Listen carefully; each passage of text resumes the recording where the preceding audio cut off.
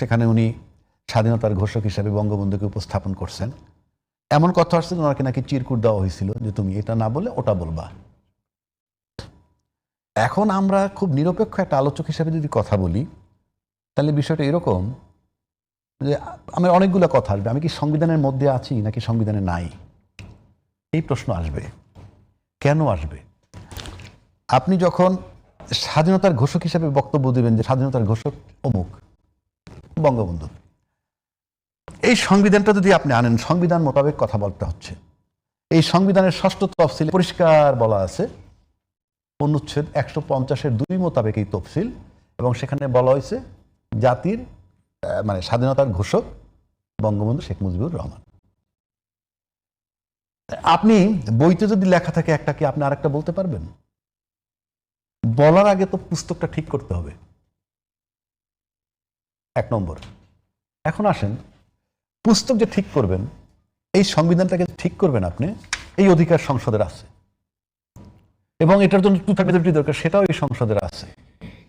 কিন্তু সংবিধানটা যারা করে গেছেন, মানে লাস্ট আপ টু ডেট যারা করে গেছেন, পতিত সরকার, আপনি সংবিধান না কোনো বই এমন ভাবে রেখে দিতে পারবেন না যে আপনার সাকসেসররা আইসা এইটা রিপেয়ার করতে না পারে বা সংস্কার করতে পারবে না, এইরকম জায়গায় আপনি রেখে।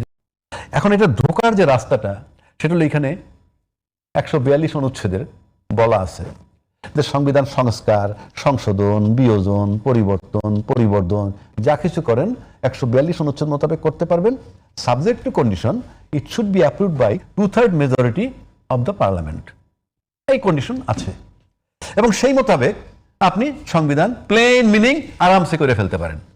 বাট এই সংবিধানের 7-এর খ অনুচ্ছেদে যদি আসেন, 7-এর খ অনুচ্ছেদে যদি আসেন, সেটা আমি আপনাকে একটু পড়ে শোনাইতে চাই for the greater interest of the people. 7-এর খতে বলা আছে, সংবিধানের 142 অনুচ্ছেদে যাহা কিছু থাকুক না কেন, সংবিধানের প্রস্তাবনা, প্রথম ভাগের সকল অনুচ্ছেদ, দ্বিতীয় ভাগের সকল অনুচ্ছেদ, নবম ক ভাগে বর্ণিত অনুচ্ছেদ সমূহের বিধানবলী সাপেক্ষে তৃতীয় ভাগের সকল অনুচ্ছেদ এবং একাদশ ভাগের 150 অনুচ্ছেদ সহ সংবিধানের অন্যান্য মৌলিক কাঠামো সংক্রান্ত অনুচ্ছেদ সমূহের বিধানবলী সংযোজন, পরিবর্তন, প্রতিস্থাপন, রোহিতকরণ কিংবা অন্য কোনো পন্থায় সংশোধন বাতিল হয়ে যায়। বাতিল হয়ে যায় না? বাতিল হয়ে যায়। তো আপনি বাতিল তো হয়েছি, সেটা অন্য কথা। 2 নম্বর, রাষ্ট্রপতি ভাই ওই 90 ডেজ যদি সংসদ কার্যকর না থাকে, সংসদ যদি অ্যাবসেন্ট থাকে, একটা সংসদ সদস্য যদি 90 ডেজ না যায়, তার সদস্যপদ থাকে না। তারপরে যদি সংসদ না থাকে, সংসদ নাই, ভেঙে গেল, কেউই তো যায় না, ভেঙে গেল। আমি সেই বিতর্কে যাচ্ছি না। রাষ্ট্রপতি ক্ষমতা আছে ভেঙে দেওয়ার জন্য। এখন আপনি বলতেন প্রধানমন্ত্রী লিখিত অনুমতি লাগবে, প্রধানমন্ত্রী পলাইছে পাবে। আচ্ছা, কথা আমার সেটা না। এই কাপটা ভাঙতে হলে রিপন ভাইয়ের অনুমতি লাগবে, আমি মাইনে নিলাম তর্কের খাতিরে, কিন্তু আমি ভেঙে ফেললাম তার অনুমতি ছাড়া। কাপ তো ভাঙলো, কাপ ভাঙছে, তো কাপ যেহেতু ভাঙছে, ওনার অনুমতিতে কি আসে যায় আমার? কাপ তো ভাঙা, তো কাপ যেহেতু ভাঙছে, ভাঙার পর 90 দিনের মধ্যে নির্বাচন হওয়ার কথা 123 মোতাবেক। রাজনীতি কাপ ভাঙছেন তো, আমি ওইটা মেনে না না রিপন ভাইয়ের অনুমতি নিয়ে ভাঙলে তাহলে আপনি ওই নিয়ম মেনে ভাঙতেন, যে কোনো ভাবে আপনি যদি নিয়ম না মেনে ভাঙছেন, এটাও তাহলে আপনি এটাও সংবিধানে বলা আছে, মেয়াদ শেষ হওয়ার আগে যদি ভাঙে, মেয়াদের মধ্যে যদি ভাঙে, বলা আছে। সেটা তো প্রধানমন্ত্রীর পরামর্শ সাপেক্ষে। সেটাই তো বলতেছি, তো সংসদ প্রধানমন্ত্রীর সাপেক্ষিত ভাঙছে, রাষ্ট্রপতি বলতেছে, অর্থাৎ ভাঙছে তো সংসদ। সংসদ ভাঙার পর আপনি 90 দিনের মধ্যে নির্বাচন করবেন, না কইরা আপনি 586 দিন করছেন, তো 90 দিনের মধ্যে না হইলে 586 দিন পর হবে, এটা কি সংবিধানে লেখা আছে? যেহেতু লেখা নাই, আপনি সংবিধান মোতাবেক করেন নাই। আপনি রেফারেন্স দিয়েছেন কি জন্য? কোনটা রেফারেন্স? কোন রেফারেন্স? যে সেটা তো ইউনূস সাহেবের রেফারেন্স না, কি জন্য? এটা তো ইউনূস সাহেবের বসানোর জন্য রেফারেন্স। রাষ্ট্রপতি কেন নিয়েছিল? রাষ্ট্রপতি যেহেতু সাংবিধানিক শূন্যতা দেখা দিচ্ছে, কথাটা মনে রাখেন। আমি বললাম সাংবিধানিক শূন্যতা দেখা দিচ্ছে, মনে রাখেন। শূন্যতা কি রিপন ভাই? হ্যাঁ, শূন্যতা। তো সাংবিধানিক শূন্যতা মানে তো সংবিধান নাই, মানে সংবিধান নাই। তার শূন্যতার পরে আপনি দাবি করতেছেন যে 3 মাসের মধ্যে নির্বাচন দিতে হবে। যেহেতু আপনার সংবিধানের কথা বলছেন এখন, আমি তো বলি না, আমি তো বলতে যে অলিখিত সংবিধানের দেশ চলছে। আমরা এখান থেকে শুরু করবো একটা বিরতি। অলিখিত সংবিধানের দেশ চলছে এখন, আমরা একটা বিরতি নিয়ে আসি। জি আসেন। আপনি 106 রেফারেন্স মোতাবেক এরকম একটা অন্তর্বর্তী সরকার বসানো যেতে পারে, এইটুক ছিল approval of the court. Then president বললো যে তাহলে বলো মিস্টার এক্স তোমারে বসাই দিলাম, এবং সেখানে আমরা সবাই উপস্থিত ছিলাম। আমরা রিপ্রেজেন্ট করি প্রশাসন, আমরা রিপ্রেজেন্ট করি জনগণ, রাজনৈতিক দল ছিল, বসাই। বসানোর পর কিন্তু তার কাজ শেষ। বসানোর পর কিন্তু সে অন্তর্বর্তীকালীন সরকার, এবং তার কোনো মেয়াদ নাই, এবং আমাদের ভুল কোথাও হয়েছে যদি ওইভাবে আসেন, ওই দিনই মেয়াদ দেওয়া তাকে, ওই দিন কি ওই দিনই মেয়াদ দিবেন, ওই দিনই নির্বাচনের দিন ঠিক করবেন, সবকিছু ওই দিন যদি আপনি করে নিয়ে আসতে পারতেন, তাইলে কি হইতো, আমার এই সংবিধানের ঊর্ধ্বে আমি অটো চলে যেতাম। এটা গেল একটা দিক। এবং ওই সময় যদি আমরা এই প্রশ্নটা রেজ করতাম যে সংসদ ভেঙে গেছে, 90 দিনের মধ্যে করতে হবে, তাহলে ভাই আপনি 90 দিনের মধ্যে একটা ডেট এখনই ঘোষণা করে দেন। কথার কথা বলছি, আমরা সেটা করি নাই। যেহেতু আমরা করি নাই, আমরা সংবিধানের বাইরে চলে গেছি। এবং সংবিধানের বাইরে যেহেতু চলে গেছি, এটা কি সমাধান নাই? আছে সমাধান। সেইটা সমাধান করতে গিয়ে সংস্কার পরিষদ, সেইটা করতে গিয়ে ঐক্যমত্য কমিশন, আর সেইটা করতে গিয়ে আমরা গণভোট করছি। এখন গণভোট করলে এখানে গণভোটে হা না হয়েছে, আমরা এক কথায় বইলে ফেলাই কি যে নোট অফ ডিসেন্ট ফিসেন্ট সব উইথড্র হয়ে গেছে। আমি তর্কের খাতিরে ধরে নিলাম এটা উইথড্র হয়ে গেছে, কিন্তু আমার প্রশ্ন হচ্ছে সংবিধানটা এমনভাবে রাইখে গেছে যে তার নেক্সট সাকসেসর রাইসা এটার ভিতরে ঢোকার কোনো সুযোগ তিনি রাখেন নাই। যেহেতু রাখেন নাই, সেটি গণভোটটাই একটা উইন্ডো। এই গণভোটটার মাধ্যমে ঢোকেন না, আগে এটা বাদ দিয়ে দেন, এক সাইডে রাখেন। আপনি গণভোটের আলোকে পার্লামেন্টে ঢোকেন এবং পার্লামেন্টে বলে না জনগুরুত্বপূর্ণ বিষয়ে আগে আলোচনা করবেন। আপনি তো এখন পর্যন্ত সংবিধানে ঢুকতেই পারেন, আপনি জনগুরুত্বপূর্ণ আলোচনাটা কি করতেছেন পার্লামেন্টে? আপনাদের প্রথম কাজই হইলো এখন এই সংবিধানকে কিভাবে সংস্কার করবেন, সেটা করার জন্য গণভোট একটা উইন্ডো ওপেন করে দিয়ে গেছে। সেই উইন্ডো দিয়ে ঢুইকে আপনি আপার হাউস, লোয়ার হাউস, অনেক কিছু আছে, সেটা কতটুকু মানবেন কি মানবেন না সেই আলোচনা পরে করেন, কিন্তু আপনি উইন্ডোটা দিয়ে ঢোকেন। আপনি তো ঢুকতে হবে সংবিধানটায়। আপনি সংবিধানটা ঢুকতে হইলে এই যে গণভোট হয়েছে, জুলাই সনদ আইন যেটা করছে সরকার, যে রাষ্ট্রপতি যে আদেশ দিচ্ছে, এবং সেটাকে বলে কি রাষ্ট্রপতির আদেশ যেটা, সেটা নাকি আইন না, এটাও বলা হইতেছে এখন। আচ্ছা, এবং সেটা আদালতে চ্যালেঞ্জ হয়েছে। আমি আইন কি আইন না সেটা আমি আপনি দেখাইয়া শেষ করে দিতেছি। এটা যে পরিষ্কার আইন, রাষ্ট্রপতির আদেশ যে আইন, সেটা আমি বলতেছি। আপনি 152 যদি আদেশ আর অধ্যাদেশ নিয়ে একটা কনফিউশন, আমি আদেশের কথা বলছি, এটা রাষ্ট্রপতির আদেশ, প্রেসিডেন্ট অর্ডার। President order. এখন প্রেসিডেন্ট অর্ডার যদি আপনি 152-তে আসেন, 152 একে যদি আসেন সংবিধানের, সেখানে দেখেন আইনের একটা কথা আছে। আইন অর্থ কি? আইন অর্থ কোন আইন, শুনেন, আইন অর্থ কোন আইন, কমা অধ্যাদেশ, কমা আদেশ। রাষ্ট্রপতির আদেশটাও আইন। আইন। এখন আসেন, এই আইনটা সংসদের এখতিয়ার আছে। ওখানে যে প্রশ্নটা এসছে রাজ্জাকি ভাই, মানে রাষ্ট্রপতি আদেশ দিতে পারেন কোন কোন জায়গায়, সেটা ফিক্স করা। আমি সেটা তো রাষ্ট্রপতির আদেশটা যে আইন, সেটা আপনি আগে ঠিক আছে, ব্যাস। তো সেই আইন মোতাবেক কি হয়েছে? সেই আইন মোতাবেকই গণভোটটা হয়েছে। সেই আইন মোতাবেকই গণভোট নিয়ে তো কোনো প্রশ্ন ওঠে নাই। আচ্ছা, না উঠেছে, আসেন, উঠেছে, প্রশ্ন উঠছে। এখন সেই রাষ্ট্রপতি যে আইন না, এটা নিয়ে আদালতে গেছে। আদালত যাক, সেটা ভিন্ন কথা, আদালত যখন রায় দিবে আমরা দেখবো। কিন্তু তার আগে আপনি একটা জায়গায় আসেন, এই যে রাষ্ট্রপতির যে আদেশটা দিছে, সেই আদেশটার ফসলটা কি? সেই আদেশটার ফসল হলে গণভোট চলে আসছে, গণভোটের রায় চলে আসছে। কথাটা বুঝাইতে পারছি? তাহলে গণভোটের জন্য যে আইনটা করা হয়েছে, আদেশটা দিয়েছে রাষ্ট্রপতি, সেই আদেশটার ভিত্তিতে গণভোট যখন হয়ে গেছে, তখন তো এই আদেশ অকার্যকর হয়ে গেছে এমনি, কারণ এটার ফসল আমি নিয়ে নিছি। এটা কিরকম? আপনি একটা ইন্ডাস্ট্রি মনে করেন, ইন্ডাস্ট্রিতে আপনি কিছু প্রোডাক্ট তৈরি করছেন, সেই প্রোডাক্টগুলি বাজারে চলে গেছে, বাজারজাত হয়ে গেছে, মানুষের দোকানে দোকানে দোকানে দোকানে চলে গেছে। এখন আপনি সেই ইন্ডাস্ট্রিটা বন্ধ করলেন কি? এইটা এই ছাড়পত্র ছিল না, ওইটা ওই পত্র ছিল না, এটা কিছু অনিয়ম ছিল, ইন্ডাস্ট্রি বন্ধ হয়ে গেছে, কিন্তু বাইরে যে প্রোডাক্টটা চলে গেছে, সেটা কি হবে? সেই প্রোডাক্ট কি আপনি খাবেন না? সেই বিস্কিটটা আপনি খাবেন না? আপনি সেই বিস্কিট বাদ দিবেন কেমনে? বিস্কিট তো জেনুইন তৈরি হয়েছে। তো আপনি গণভোটের যে আদেশটা দিচ্ছে রাষ্ট্রপতি, জুলাই সনদের জন্য যে আদেশটা দিছে, সেই আদেশের ফসলটা আমরা অলরেডি নিয়ে নিই। সরকারি দল তো অলরেডি, ক্ষমতাসীন দলগুলো তো বিএনপি গণভোট অধ্যাদেশটি বাতিলের জন্য তো তারা প্রস্তাবই দিয়েছে। না না না না, গণভোট অধ্যাদেশ তো নাই, এটা একটা আদেশ। আদেশ, সেই আদেশ আপনি বাদ দেন না, একটা তর্কের খাতে বলে আদেশ বাদ দিলে কি হবে? গণভোট হয়ে গেছে, ওই আদেশের ভিত্তিতে গণভোট হয়ে গেছে না? গণভোট হয়েছে নাকি হয় নাই? গণভোট হয়েছে। তো গণভোট হলে আদেশ বাদ দেন, আদেশটা নিয়ে অকার্যকর, আরেকটা গণভোট হবে এটা দিয়ে। এই আদেশটা তো দিছে শুধু গণভোটের জন্যই, সেই আদেশটা অলরেডি এক্সিকিউট হয়ে গেছে। এখন এই আদেশ যদি আপনি কোর্টে গিয়ে বাতিল করেন, তো কি হবে? কি কথার কথা বলছি আপনাকে, আপনার ফল কিন্তু এসে গেছে। আপনি যে কারণে করছেন, সেই আইনের এক্সিকিউশন তো হয়ে গেছে।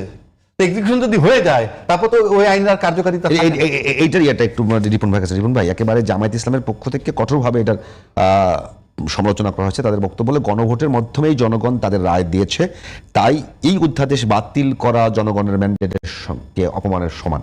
তো এইটা আসলে বিএনপি জুলাই সনদ, এটা একটা, আমি বলি এটা ডেলিকেট ইস্যু। এই কারণে আমাদের পার্টি তো নির্বাচনের আগে, আমাদের পার্টির প্রধান নির্বাচন আগে তিনি গণভোটের পক্ষে, মানে গণভোটে হ্যাঁ ভোট দেওয়ার জন্য তিনি দেশের মানুষের কাছে আহ্বান জানিয়েছিলেন। That was the political and electoral stand of BNP, I must say. এবং অ্যাকর্ডিংলি একটা গণভোট হয়েছে। আচ্ছা, গণভোট হয়েছে, গণভোটের একটা ফলাফল যেটা বলে, এটা গণভোটের ফলাফল এসেছে 79% না 73%, যাই হোক 69% 69% কাস্টিং ভোটের। মানে কাস্টিং ভোটে 69% মানুষ এটা এন্ডোর্স করেছেন। আচ্ছা, এখন কথা হচ্ছে গণভোট বিএনপি বাতিল চাইনি।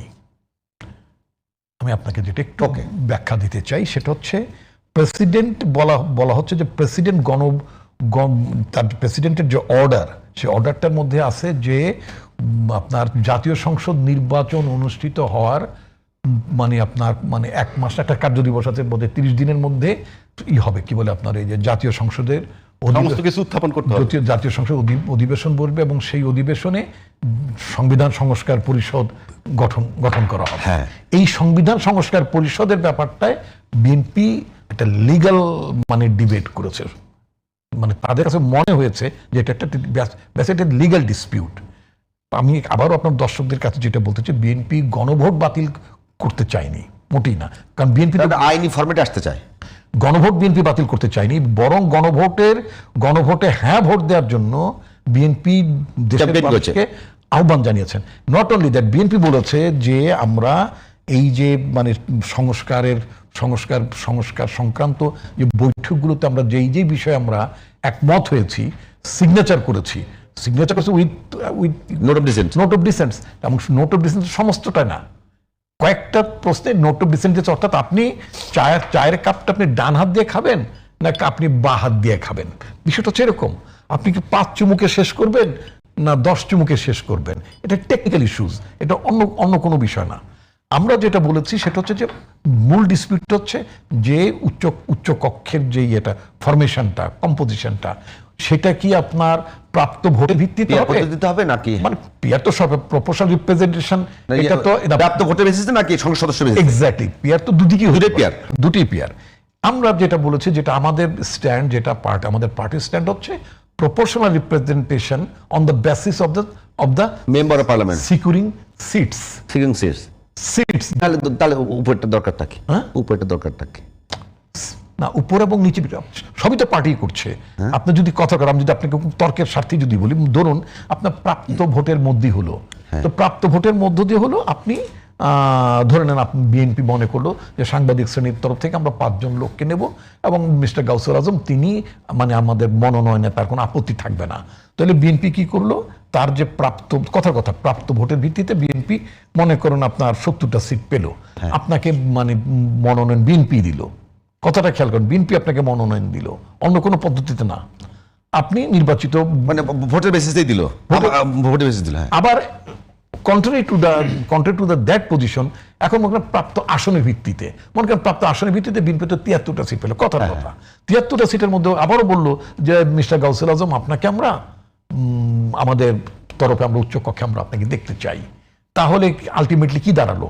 আলটিমেটলি আপনি প্রাপ্ত ভোটের মধ্য দিয়েও আপনি প্রাপ্ত ভোটের মধ্য দিয়ে আসলে বিএনপি মনোনীত, অথবা যদি সংসদ সদস্য বেসিসে আসেন তাও বিএনপি মনোনীত, বিএনপি অথবা জামাত মনোনীত, একই কথা, মানে পলিটিক্যাল পার্টি মনোনীত করে, তাই না? আচ্ছা, এখন যদি আপনি বলেন যে অনেক জাপানে এবং আরো কিছু দেশে আছে, আমি তাদের উদাহরণ আপনার দর্শকদের জানার উদ্দেশ্যে বলতে চাই। তারা কি করেন, মনে করেন আসন 100 পলিটিক্যাল পার্টি কি করবে, তারা একটা 100 জন একটা লিস্ট বিফোর ভোটের আগে তারা একটা তালিকা দেবে যে এরা হচ্ছে আমাদের possible members of the upper council.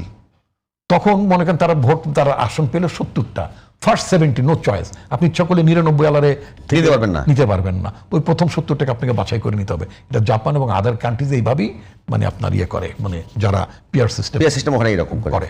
এখন ঘুরে ফিরে কিন্তু আলটিমেটলি ওই যে আপনি বলেন, তাহলে যে আপনি যেটা বলতেন উচ্চ কক্ষ রেখে লাভ কি?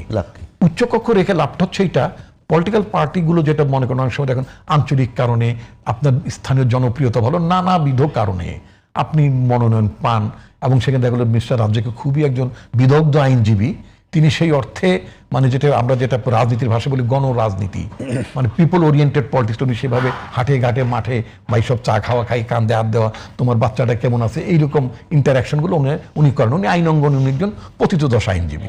এখন পার্টি মানে রাজনৈতিক দলগুলো মনে করে যে আমরা হায়ার কাউন্সিলে আমরা কিছু বিভিন্ন শ্রেণী পেশার কিছু বিদগ্ধ জনকে জনকে এবং বিদগ্ধ জনকে রাখবো, অথবা রাজনীতিতেও যারা একটু সিনিয়র, যারা একটু বোদ্ধা শ্রেণীর যারা, তাদেরকে আমরা আনবো। আপনি ইভেন ভারতের কথা যদি চিন্তা করেন, হ্যাঁ, এটা আপনার এস জয়শঙ্কর যিনি মানে ওদের পররাষ্ট্রমন্ত্রী, তিনিও কিন্তু রাজ্যসভার মেম্বার, মানে আপার কাউন্সিলের মেম্বার। রিপন ভাই, আমাদের অন্য একটা বিষয় নিয়ে কথা বলবো। এই বিষয়টা নিয়ে রাজ্জাকি ভাই যদি কিছু বলতে চান, যে এখন রিপন ভাই যেটা বলেছে, আমার কাছেও বিষয়টা ওইরকম মনে হচ্ছে। যদি আপনি পিআর পদ্ধতিতেই তো উচ্চকক্ষ হবে, সেখানে আপনি সংসদ সদস্যর বেসিসেই করেন আর প্রাপ্ত ভোটের বেসিসেই করেন, লোকগুলো তো একই। লোকগুলো একই এবং ওই দলই মনোনয়ন দেবে।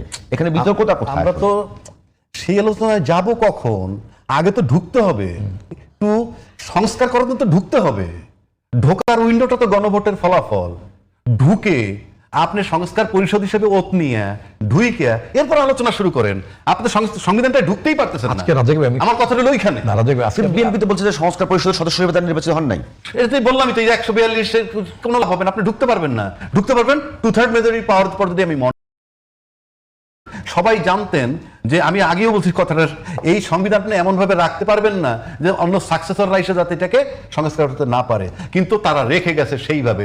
সেই জন্য পদ্ধতি সংশোধন করা যাবে, সংশোধন করার ওই পদ্ধতি ওই দিন করতে করা কঠিন, এখানে ঢুকতে পারবেন না, আর সুযোগ নাই। না, সুযোগ নাই। আপনাকে গণভোটের এক নম্বর আপনি কঠিন করে দিতে পারেন না, আর সেটা আমি মানলাম, আপনি তো করে গেছেন। রাজ্জাকি ভাই, তাহলে আমরা এই মানে এতক্ষণ জুলাই সনদ সংবিধানের কথা বললাম, সরকারের খুব অল্প দিন গেল, এই অল্প দিনকে কিভাবে মূল্যায়ন করবেন? এখন সেই অল্প দিন যদি মূল্যায়ন করেন, তাহলে আমরা যদি ওইভাবে জাজ করেন, একটা সরকার 5 বছরের জন্য আসছে, আমি ধরে নিব 5 বছরের জন্য যদি এসে থাকেন, এটা it is very too early. Too early বলতে এখানে মর্নিং শোজ দ্য ডেট যদি আপনি বলেন, তাহলে পরে অনেক কথা আছে। যেমন ধরেন, আমরা 70 উপরে থাকতে চাই, আপনি নির্বাচিত হওয়ার পর 70 উপরে থাকেন। আমার মনে হয় সরকারের এখন উচিত না এই বারবার সংবিধানের দোহাই দিয়ে কথা বলা, কারণ প্রতি মুহূর্তে সংবিধান ভায়োলেট হচ্ছে। সংবিধান যদি ভায়োলেট হয়, এটা ক্রিমিনাল অফেন্স হয়। এই ক্রিমিনাল অফেন্স হয়ে গেলে আপনি যতক্ষণ পর্যন্ত সংবিধান সংস্কার না করতে পারবেন, অতক্ষণ পর্যন্ত সংবিধানে যা বলা আছে সেই মোতাবেক কথা বলবেন, নয়তো চুপ থাকতে হবে। সংবিধানটাকে সংস্কার করা রাষ্ট্রের একটা গুরুত্বপূর্ণ ইস্যু। এখন সবার চেয়ে বড় গুরুত্বপূর্ণ ইস্যু হলো সংবিধানটাকে কিভাবে সংস্কার করবেন। আর সেটার জন্য পার্লামেন্ট আছে, না পার্লামেন্ট আছে, কিন্তু আপনি পার্লামেন্টের এখতিয়ার নাই, কাজ করার।